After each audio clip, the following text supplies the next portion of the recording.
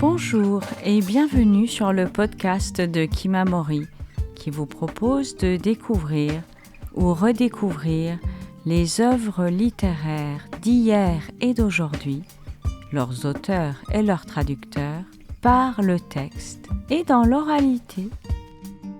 Cette semaine, notre série est consacrée à la neige. J'aime la neige. Les extraits de Pays de neige de Yasunari Kawabata et de Neige de Maxence Fermine, partagés hier et avant-hier, vous ont certainement ébloui. Aujourd'hui, vous allez entendre un extrait du Guide anachronique de la neige d'Elisabeth Foch-Essett, paru récemment chez les éditions Arléa. Ce livre recèle de trésors, tous étincelants de neige et de blancheur.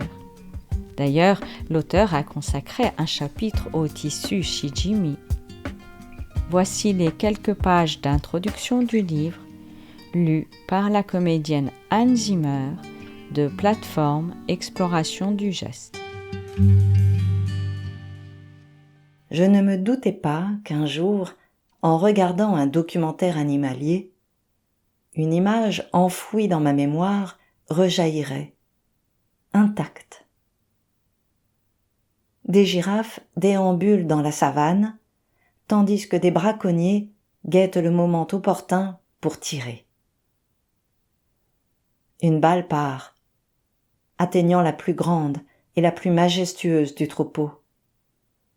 L'image est filmée au ralenti. L'animal n'en finit pas de s'écrouler. Tandis que, sidéré, je mesure le vertige de sa chute. Une autre image la remplace. Celle de mon père, décrochant le téléphone un jour de Noël, dans un chalet. Soudain, tout en restant debout, combiné à l'oreille, il semble perdre de sa hauteur comme si son squelette se retirait. On vient de lui annoncer la mort de 2 de ses frères. Une avalanche. Blanc, couleur de deuil dans certaines cultures. La neige venait de croiser mon chemin. J'avais 8 ans. Désormais, à chacune de ces manifestations, elle m'apparaîtrait à la fois familière et inconnue. Je me souviens aussi avec précision de la crèche faite d'écorce d'arole, de personnages en peau de yaourt drapés d'une petite cape taillée dans un coupon de fausse fourrure, leur tête en marron d'Inde fichée dans un bâtonnet de sucette d'eau de linet, mettant en valeur une chevelure de lichen arachnéen. Chaque détail de cette crèche scintille dans ma mémoire. Dehors, la neige tombait, promettant glisse et gadin pour le lendemain. J'entends encore les conseils d'un solide paysan suisse, moniteur à 16 heures. Rutschen lassen. Laissez glisser. Malgré ce drame, année après année, la neige fut notre cadeau de Noël. Le premier qui voit la neige, c'était notre jeu à l'approche des Alpes. Mon père faisait alors ce geste, que plus tard j'ai reproduit, qui consiste à poser les mains sur le volant et à appuyer la tempe dessus, afin de voir le plus haut possible. Suspense.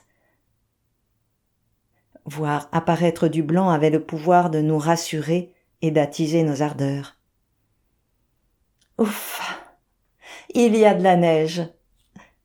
Présent, mystérieux, initiatique, lumineux malgré sa part d'ombre.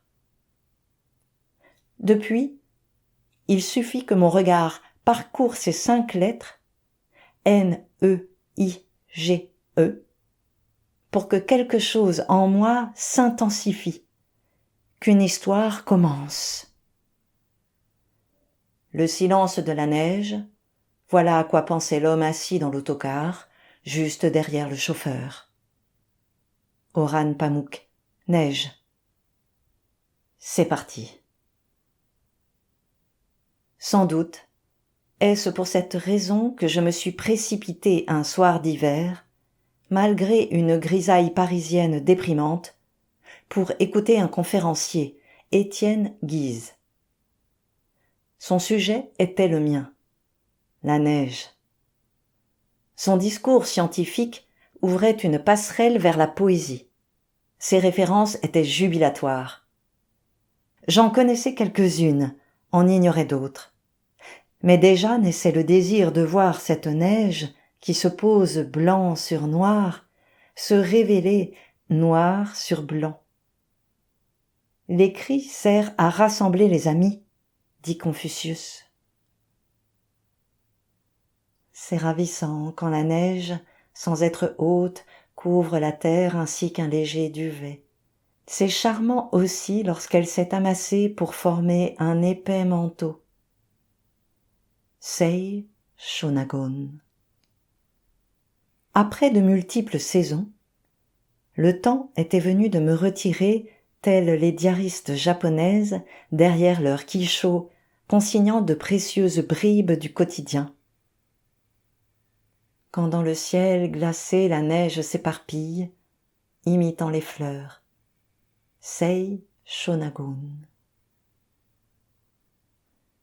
Même dispersées, les pensées s'harmonisent. Aucun flocon ne se demande qui est son voisin. Ensemble, ils forment un tout. Pas question de me lancer dans un travail exhaustif. La neige mérite de la délicatesse plutôt qu'un archivage acharné. Pas question non plus de l'épingler comme une collection de papillons. Rutschen lassen, laisser glisser. Ce n'est pas simple de s'abandonner. La masse des souvenirs est si compacte qu'elle ressemble à une coulée solidifiée par le gel, dont j'exhume éternellement les mêmes images. Si je n'y pense pas, alors me voilà comme visité par un flocon égaré, un névé perdu au creux de son éboulis, une congère aux strates géologiques, une corniche aux allures de vagues. Il faut accepter de laisser venir en cascade émotion, piège et enchantement, ravissement et interrogation. Il neige. Mais qui neige ?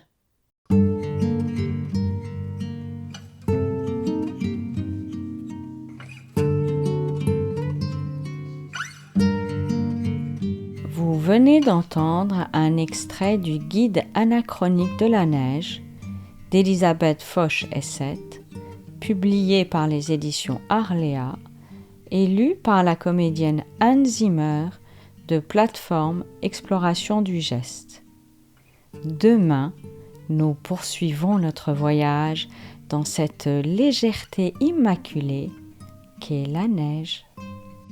Chères auditrices, chers auditeurs, n'hésitez pas à consulter notre site internet kimamori.fr, nous suivre sur les réseaux sociaux et nous serions très heureux de vous voir rejoindre notre communauté de lecteurs en adhérant à notre association.